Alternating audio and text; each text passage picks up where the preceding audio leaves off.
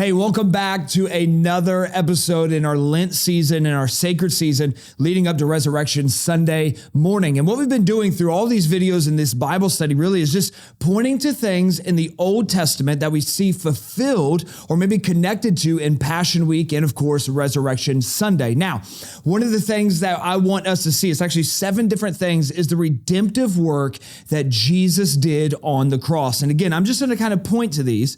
The goal is for you to go study them out. Of course, we have it all in the description as well to kind of help you if you need a little jump start on your notes. So 7 different places that Jesus shed his blood, that is redemptive work for us, the redemptive work of his salvation for us. The first one is this, in the garden let me say that again. In the Garden of Gethsemane, you saw that he was sweating great drops of blood. That's Luke 22:44. Now, what did that do? Here's what happened. It was redeeming our will, because oftentimes we feel like, man, I just can't do that. I just can't break this. I just can't make this happen. What Jesus does is removes the separation that we had from God, where now we are teamed in him and where our weakness actually channels into his grace. And that happened because of the blood that he shed in the Garden of Gethsemane. That's Luke 22:44 again. Now here's the second thing. Jesus, we know, was beaten. He took the stripes on his back. Now what did that redeem? It was the redemption of our health. We know Isaiah 53 would tell us this. 1 Peter 2:24 would tell us this, that by Jesus' stripes we were healed when that happened, when it went down. So that's why we can believe that he is Jehovah Rapha for us, our healer. He is the one that heals our bodies and our iniquities. It wasn't just sin that he took on the cross. It was also for our health. That's how we can pray in faith that Jesus would heal us and receive his healing because of that redemptive. Again, that's Isaiah 53 or 1 Peter 2:24.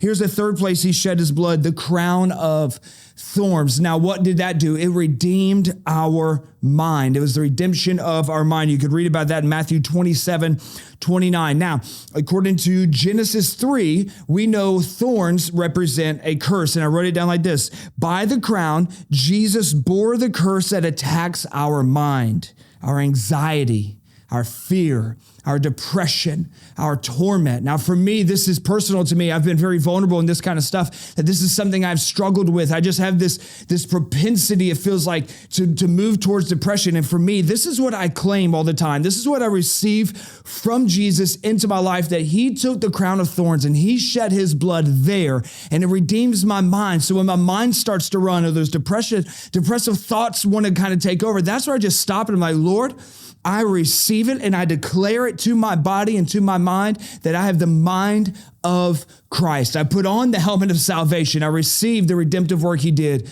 with the crown of thorns. And then here's the fourth one, the last one for this week. His hands were pierced. Now, what does that mean? It's the redemption of our work. Psalm 22:16 or John 20:27 would show this. Now, Jesus' pierced hands redeemed the work of our hands. What's this mean? We're not just working in vain. This is why we can do everything as unto the Lord. This is why even our work, you think you're just clocking in. You think you're just a real estate agent. You just think you're a supervisor. You just think you're a business owner. You just think you drive a truck. You just think you work in construction or whatever it might be. No, when we are a disciple of Jesus because of what he did when his hands were pierced for us, now everything we do is worship to him. Everything we do is unto him, and it is light in darkness. It's never just collecting a check. It's never just running a business. It is announcing the kingdom in every area of our life. That is the grandiose of what Jesus did for us when he redeemed us back on the cross at Calvary. So that's the first 4. And then next week, as we finish up this sacred season, we're going to look at the last 3. Here's what I want to encourage you. Maybe this is something you need to look at, and you've told yourself, hey, I don't have willpower to do this. There's no way I could ever do X, Y, and Z.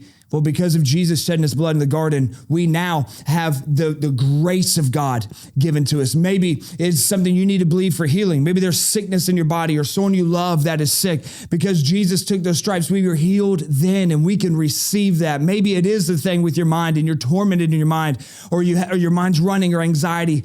the crown of thorns, man, it paid for it all. And then, of course, the pierced hands, where everything we do in work is not just work. It's not just clocking in and out. It's not just looking forward to retirement. It is worship, and it is announcing the kingdom of God everywhere we as disciples of Christ go. Now, jump into it. Go read this stuff for yourself. And until next week, God bless you.